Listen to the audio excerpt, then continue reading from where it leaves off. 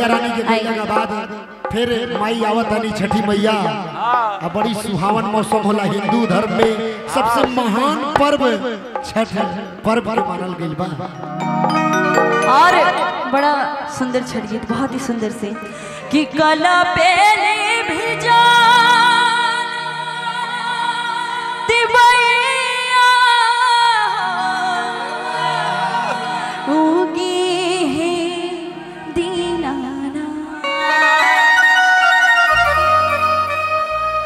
कि कटलो से कटना समैया